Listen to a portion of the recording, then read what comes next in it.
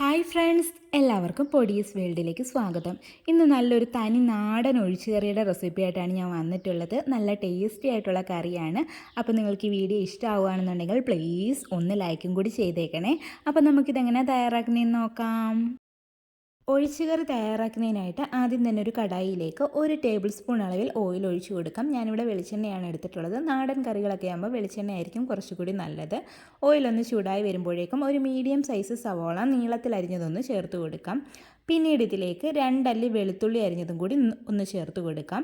ശേഷം നമുക്കിതിലേക്ക് എരിവിനാവശ്യമായിട്ടുള്ള പച്ചമുളക് ചേർത്ത് കൊടുക്കാം. ഞാനിവിടെ 3 എണ്ണം ചേർത്ത് കൊടുത്തിട്ടുണ്ട്. നിങ്ങളുടെ എരിവിനനുസരിച്ചിട്ട് പച്ചമുളകിൻ്റെ എണ്ണം തീരുമാനിക്കുക കേട്ടോ. ഇനി നമുക്കിതൊന്ന് മിക്സ് ചെയ്തിട്ടും കൂടി എടുക്കാം. ശേഷം നമുക്കിതിലേക്ക് കുറച്ച് കറിവേപ്പില കൂടി ചേർത്ത് കൊടുക്കാം.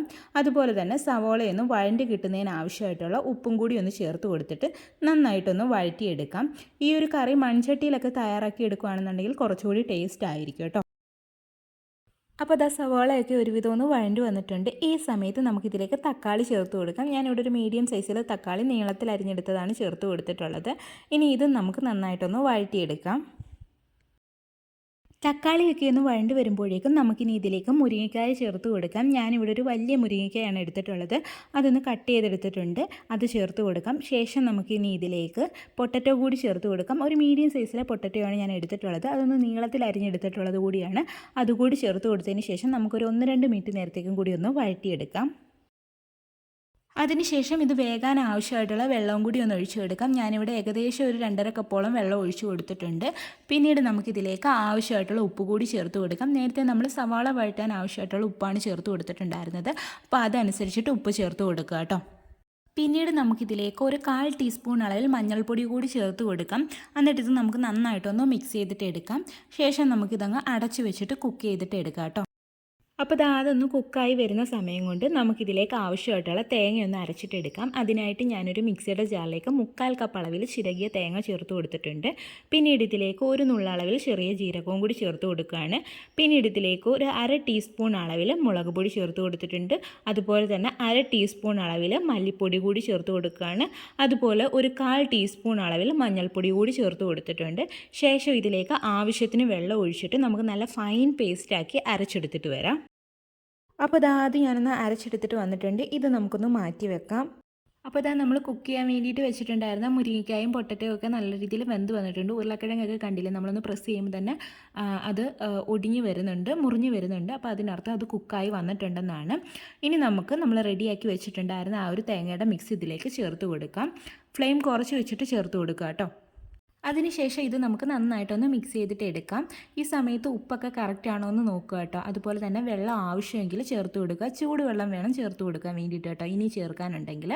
എന്നിട്ട് നന്നായിട്ട് മിക്സ് ചെയ്തിട്ട് നമുക്കിനി ഒരു 2-3 മിനിറ്റ് നേരത്തേക്കും കൂടി ഒന്ന് തിളപ്പിച്ചിട്ടെടുക്കാം. ഈ ഒരു തേങ്ങയുടെ ഒരു പച്ച കുത്തൊന്ന് മാറി വരുന്നിടം വരെ ഒന്ന് തിളപ്പിച്ചിട്ടെടുക്കാം.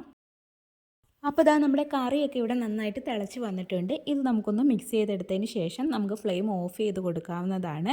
ഇനി നമുക്കിതിലേക്ക് താളിച്ചിടാം. അതിനായിട്ട് ഒരു പാനിലേക്ക് 1 ടേബിൾ സ്പൂൺ അളവിൽ ഓയിൽ ഒഴിച്ചു കൊടുക്കുന്നുണ്ട്. വെളിച്ചെണ്ണ തന്നെയാണ് ഉപയോഗിക്കുന്നത് കേട്ടോ. അപ്പോൾ ഓയിലൊന്ന് ചൂടായി വരുമ്പോഴേക്കും നമുക്കിനി ഇതിലേക്ക് 1 ടീസ്പൂൺ അളവിൽ കടുക് കൂടി ചേർത്ത് കൊടുക്കാം. കടുകൊക്കെ ഒന്ന് പൊട്ടി വരുമ്പോഴേക്കും ഞാൻ ഇതിലേക്ക് ഒരു 1/4 ടീസ്പൂൺ അളവിൽ ഉലുവ കൂടി ചേർത്ത് കൊടുക്കുകയാണ്. ഉലുവ മസ്റ്റായിട്ടും ചേർത്ത് കൊടുക്കുക കേട്ടോ. ഉലുവ ചേർക്കുമ്പോൾ ഒരു പ്രത്യേക ടേസ്റ്റുമാണ്. അതേ കണക്ക് തന്നെ നമ്മുടെ കറിക്ക് നല്ലൊരു സ്മെല്ലും കൂടി തരും. അപ്പോൾ ഉലുവ കയ്യിലില്ലെന്നുണ്ടെങ്കിൽ ഉലുവാപ്പൊടി ചേർത്ത് കൊടുത്താലും മതി. അതിപ്പോൾ ചേർക്കരുത്. ഒന്നുകിൽ ഇതെല്ലാം കഴിഞ്ഞിട്ട് അവസാനം എണ്ണയിൽ ചേർത്ത് കൊടുക്കുക, അല്ലാന്നുണ്ടെങ്കിൽ നമ്മൾ തേങ്ങ അരക്കത്തില്ലേ അതിനകത്ത് ചേർത്ത് കൊടുത്താലും മതിയാകും കേട്ടോ. അപ്പോൾ ഉലുവയൊക്കെ ഒന്ന് പൊട്ടി വരുമ്പോഴേക്കും നമുക്കിതിലേക്ക് ഒരു 2 ഉണക്കമുളക് കീറിയതും കൂടി ചേർത്ത് കൊടുക്കാം. അതുപോലെ തന്നെ കുറച്ച് കറിവേപ്പിലയും കൂടി ചേർത്ത് കൊടുത്തിട്ട് ഒന്ന് മിക്സ് ചെയ്തിട്ട് എടുക്കാം. ഇനി ഇത് റെഡിയാക്കി വെച്ചിട്ടുണ്ടായിരുന്ന കറിയിലേക്ക് അങ്ങ് ഒഴിച്ചും കൂടി കൊടുക്കാം. എന്നിട്ട് ഇതിപ്പോൾ ഇളക്കാനൊന്നും നിൽക്കരുത് കേട്ടോ. ഇത് ഒരു 5 മിനിറ്റ് നേരത്തേക്ക് നമുക്കൊന്ന് മൂടിയും കൂടി വെക്കാം കേട്ടോ. 5 മിനിറ്റ് ആകുമ്പോഴത്തേക്ക് ആ ഒരു ഫ്ലേവറൊക്കെ ഇതിനകത്ത് ഇറങ്ങും. അതുവരെ നമുക്കൊന്ന് വെയിറ്റ് ചെയ്യാം. അപ്പോൾ ഒരു 5 മിനിറ്റൊക്കെ ആയിട്ടുണ്ട്. ഇനി നമുക്കിത് തുറന്ന് നോക്കിയിട്ട് നന്നായിട്ട് മിക്സ് ചെയ്തിട്ട് എടുക്കാം കേട്ടോ. അപ്പോൾ നല്ലൊരു സ്മെല്ലൊക്കെയാണ് ഇത് തുറക്കുമ്പോൾ വരുന്നത്. നല്ല ടേസ്റ്റി ആയിട്ടുള്ളൊരു കറി കൂടിയാണ്. അപ്പോൾ എല്ലാവരും ട്രൈ ചെയ്ത് നോക്കുക. പലർക്കും അറിയാവുന്ന കാര്യമായിരിക്കും. പണ്ടൊക്കെ മിക്കവാറും ചെയ്തിരുന്നൊരു കാര്യമാണ്. നല്ല ടേസ്റ്റാണ്. നമുക്ക് ചോറിന് മാത്രമല്ല ചപ്പാത്തിയുടെ കൂടെയും കഴിക്കാൻ വേണ്ടിയിട്ട് നല്ലൊരു കറിയാണ്. അപ്പോൾ എല്ലാവരും ട്രൈ ചെയ്ത് നോക്കുക. ഫീഡ്ബാക്ക് പറയാൻ മറക്കല്ലേ. വീഡിയോ ഇഷ്ടമായിട്ടുണ്ടെങ്കിൽ ഒന്ന് ലൈക്ക് ചെയ്യണേ. അതുപോലെ തന്നെ ആദ്യമായിട്ട് ചാനൽ കാണുന്ന കൂട്ടുകാരൊക്കെ ഉണ്ടെങ്കിൽ പ്ലീസ് ഒന്ന് സബ്സ്ക്രൈബ് ചെയ്ത് സപ്പോർട്ടും കൂടി ചെയ്യണേ. വീണ്ടും നല്ലൊരു വീഡിയോ ആയിട്ട് വരാം. Thanks for watching.